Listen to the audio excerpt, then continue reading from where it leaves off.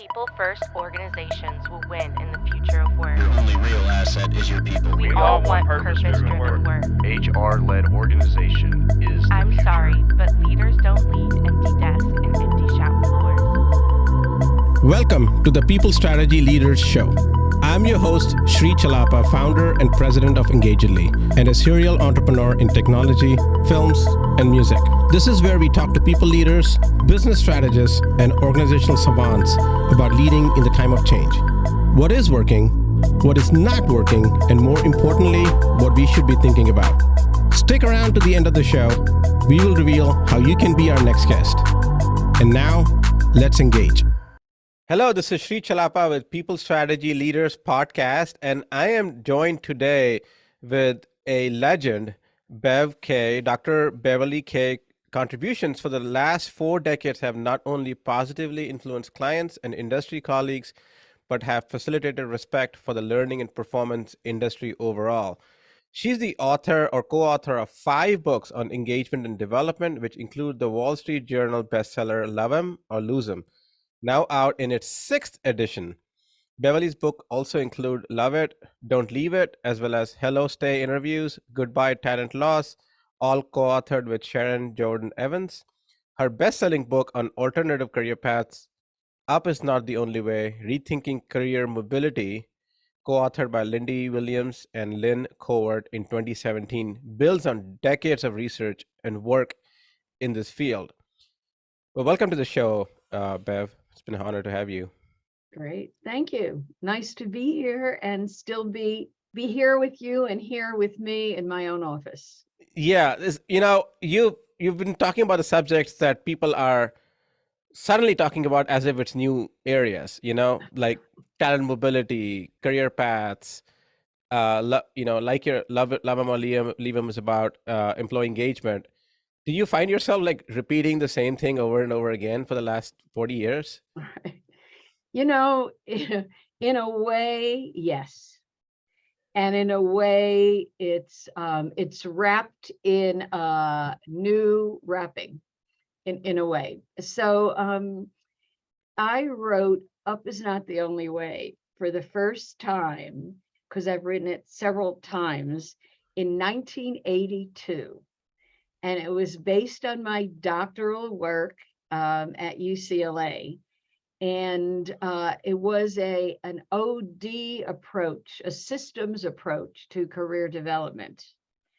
And it started my career and got well known. I did fail my doctoral orals 3 times because I was trying to do phenomenological research, which means you study a phenomenon. And when your theory holds all your data, that's it. And I would come into my orals and say, this is my theory. And they'd say, can't be, start again. But it really was wonderful for me because it pushed me to really do some deeper thinking about how do careers unfold, how do organizations build careers, and it gave me the insight that, of course, not everybody can move up. So what other channels for growth are there? And I've since then popularized it, made it sweeter, shorter, easier, and trained globally in order to teach managers how to have that conversation, and then teach employees how they should prepare for the conversation. So that's still work I'm doing. And on the other side is the retention work. And it almost feels like somebody sent me the Great Resignation so that I could again talk about retention. So I'm in the lucky place of having selected specialties that are evergreen. So I'm knocking wood that they stay evergreen. Yeah, and the thing is, it's gotten more prominence now. Retention has been a big problem, even with the slowdown in the economy, because we have a shrinking labor force, to be honest. Right. Um, and also talent mobility is hard again. I say because obviously you were thinking about it 30, 40 years ago, and it's focuses more around career aspirations around not necessarily going up, but it's about skill development and working on some new areas. So what is different about the conversation, if anything, today than what was in when you wrote the book? Um, well, I think, I consult to organizations around the world. I think companies are asking for a quicker fix than they ever have before. So I come from the days of flip charts and magic markers and those slides we used to use, and 1 day or 2 day workshops. And now everyone wants it in an hour or less. So I have learned to scrunch and tighten and deliver a whole lot in a short period of time. So one thing that's different is, can you do it quicker, shorter? And maybe with that is, can you give managers the question to ask that could kick off that conversation? And then the next question to ask. And that's what I've been doing all along, because my work is very practical. But that's a big shift to now. How can we deliver a way to help people do this quicker, faster, without a lot of the theory, Hmm. if possible? Yeah, and I think the amount of training managers go through now may not be as much as it used to be back in the day, right? They were formal management trainee programs. I remember going through one myself back in India, when I was first came out of college there. And I don't know if a lot of companies do that now. I know probably the big ones like Ford and GM and GE probably all do that, but I'm not sure if that is a common practice with the Right, newer big ones now, like Facebook and right, Google and right. some of the other unicorns, quote unquote, out there. Mhm. Um, do you think that's actually impacting how managers are not well prepared to manage as well now? You know, I think it affects it. I mean, there was nothing like turn to your partner and let's practice this, for a manager to say, oh, that wasn't easy, you know, and to deliver that via Zoom, etc. You don't get the same I got it feeling. Hmm. But, I think now our technology is so interesting and so varied and so possible that we're getting close, as close as we can. And I think managers around the world are seeing talent is everything. Hmm. Yes, the product we produce is everything, but if the talent's not there to produce that product, then shame on us for not taking care of that talent. And I think so. We just have to not only arm leaders and managers and supervisors, but we have to arm the individual to say, this is what I need, this is what I want. How can we work together to help me get that? Hmm. So it's two groups that have to be educated, and employees can't wait for someone to knock on their door. Yeah. Yeah. I think going back to the one of the things I'm just thinking out loud here, back in the 20, 30, even 30 years ago, um, to become a manager actually meant something big back then, right? You don't become a manager 3 years into a job or 4 years into a job, because companies didn't expand as fast and grow as fast as they do now. Like I remember my dad, became a manager well in when he was in his 40s, really. You know, it was a big deal. We had a big celebration at our house, and party and whatnot. And now people become managers 2 years into their job, or 3 years into their job, right? So I wonder if that's causing the quick, you know, uh, learning they need to be managers, because the companies are growing from, like, 10 employees to 400 employees in a year to 900 employees 2 years later. Right. So Right. so they have to promote, these people. Right. And the culture inside of organizations is changing. And you talked about managers and your dad, and I just finished writing an article about National Bosses Day, which is the 16th. And in this particular article, I said the very word boss has a hugely negative connotation now. Yes. Because I wrote another one called "You're Not the Boss of Me," which is the attitude employees are taking on now. I have choices. They still have choices. And if you, as my boss, don't show respect, don't treat me well, don't, etc., I have other options.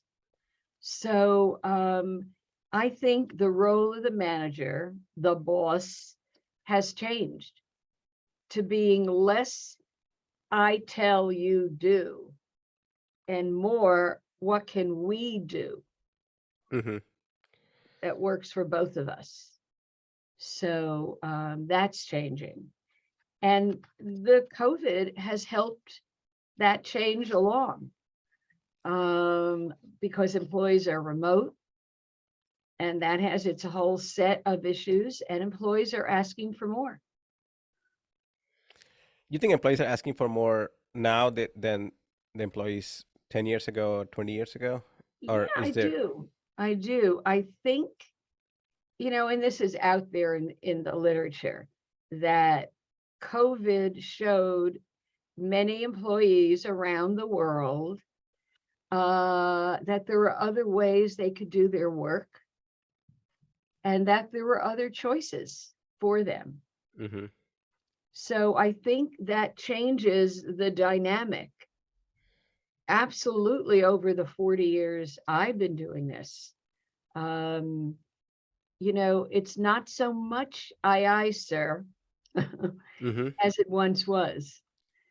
And I think that's healthy for Yeah. everybody, I think. So, looking at your book, Love 'em or Lose 'em, you have obviously different chapters alphabetically ordered in there.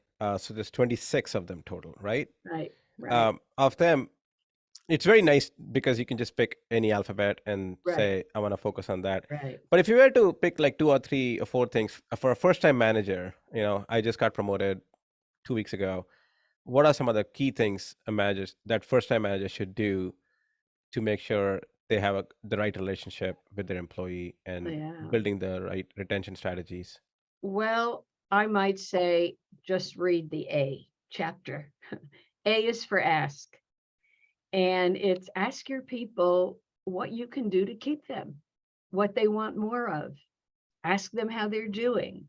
And every single chapter requires an ask on the part of the manager.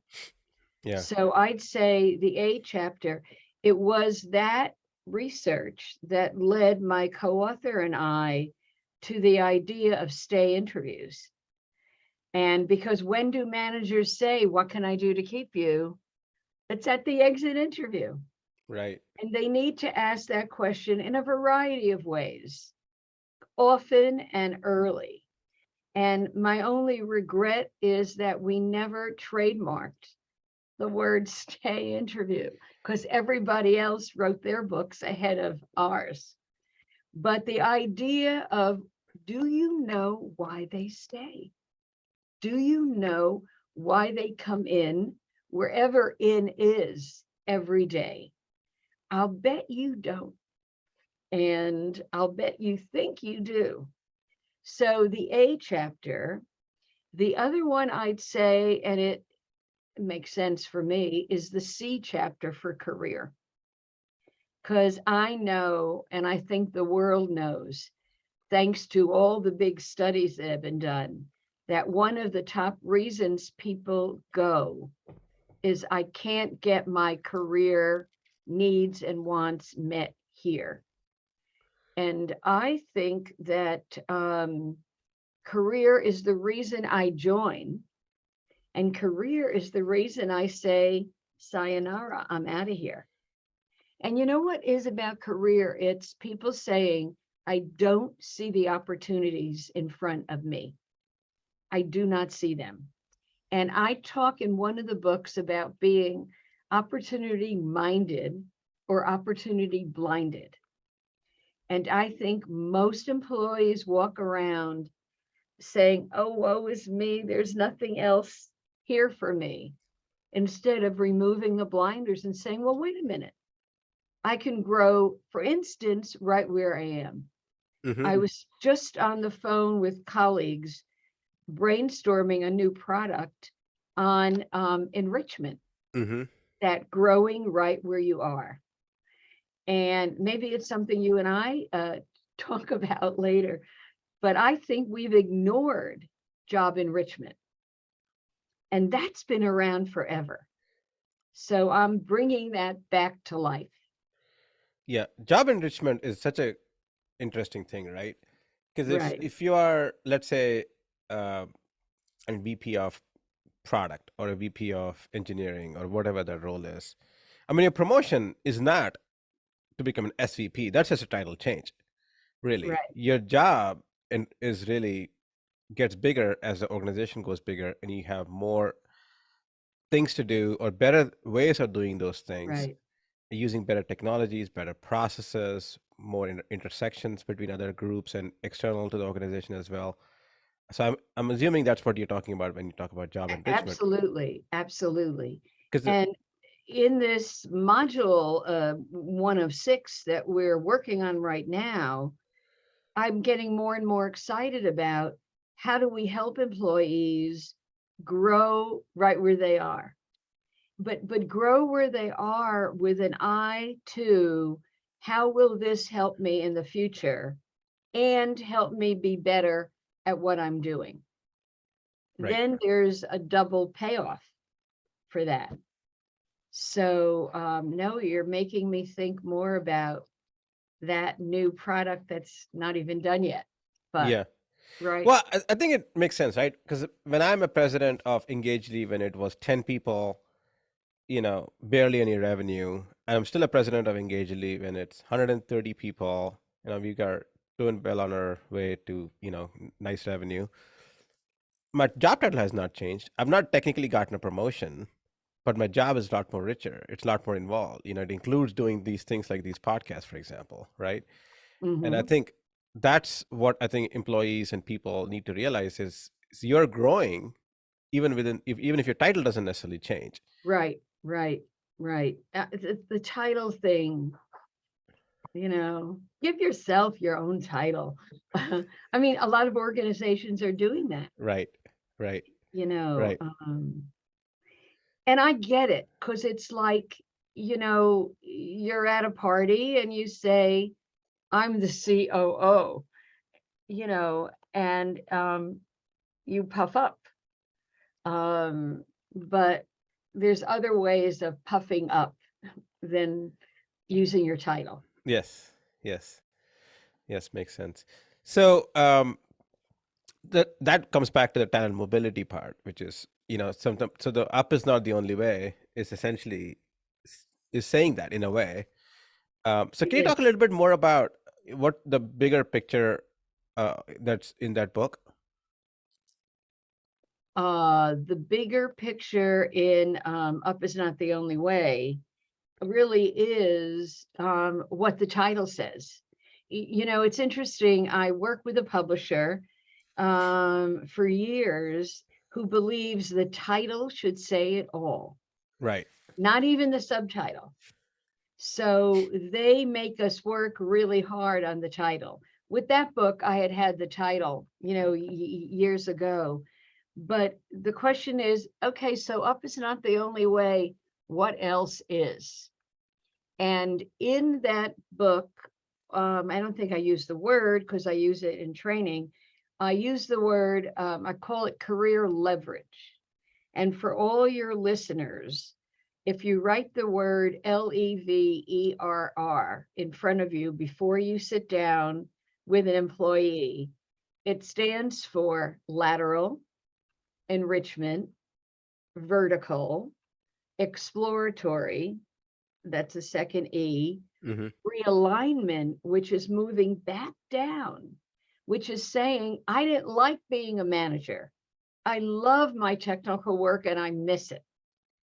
And then the last R is relocation, which means this company is just not a fit. And where else do I go? And what I say to managers about that move is make sure the exit is an elegant one. Make sure if you're losing someone you hate to lose, keep in touch with that person, because boomeranging is happening more than ever. And so, but those are the 6 choices. They were the same 6 I wrote about in 1982. And I think they're still the viable choices. Yeah. I love the titles of your book, by the way. They are just so rhymey. Love 'em or lose 'em. Up is not the only way. I'm a big rhymer. Help them grow or watch them go. I love that. Love Right. that. All right. So any you want to give any closing thoughts on the organizations that are struggling with employee retention, struggling with employees not being, managers not being fully equipped, and because they're growing too fast. So Yeah. what kind of advice would you give those organizations and leaders in those organizations? Do you mean other than call me? Yes, and But, they can call you for sure. You can call me. But that there are many, many ways to approach those issues. There's not one way. So I always say to clients, tell me how much time you have to do this for managers, employees, whatever, and we'll make it fit, the time. Tell me what, in a way, I talk about when I make proposals, I make them in 3 sizes: small and significant, medium and meaningful, and big and bold. Again, And rhyming. and you don't all have to go big and bold. Small and significant works. And so it's like all the years, like you said, I was when you introduced me, you said I was a legend. A legend, an icon. Yes. Right. And you you only get to be a legend when you've been doing your stuff for a long time. So now, and I am in my late 70s, I feel smarter than ever before in my youth, because I've got all that wisdom kind of to pull on. Right. So I'd say read, listen, and choose where to put your time and keep learning. Learning. Yeah. Well, thanks a lot, Bev. It's been an honor and a pleasure to have you on my podcast. Thank you very much. You are very welcome. Thank you, everybody. Sri Chellappa here. Thank you so much for listening to the People Strategy Leaders podcast. If you are a successful leader or a people strategist who would like to be on this program, please visit engagedly.com/People Strategy Leaders podcast. If you got something out of this interview, would you share this episode on social media? If you know someone that would be a great guest, tag tag them on social media to let them know about the show, and include the hashtag People Strategy Leaders. I love seeing your posts and guest suggestions. We are regularly putting out new episodes and content. To make sure you don't miss any episodes, go ahead and subscribe. Your thumbs up, ratings, and reviews go a long way to help promote the show and mean a lot to me and my team. Want to know more? Follow me on LinkedIn and Twitter at Sri Chellappa. Thanks for listening. We will see you next time. And thank you to Patrick Ramsey, sound engineer at Kalinga Production Studios, for recording and mixing this show.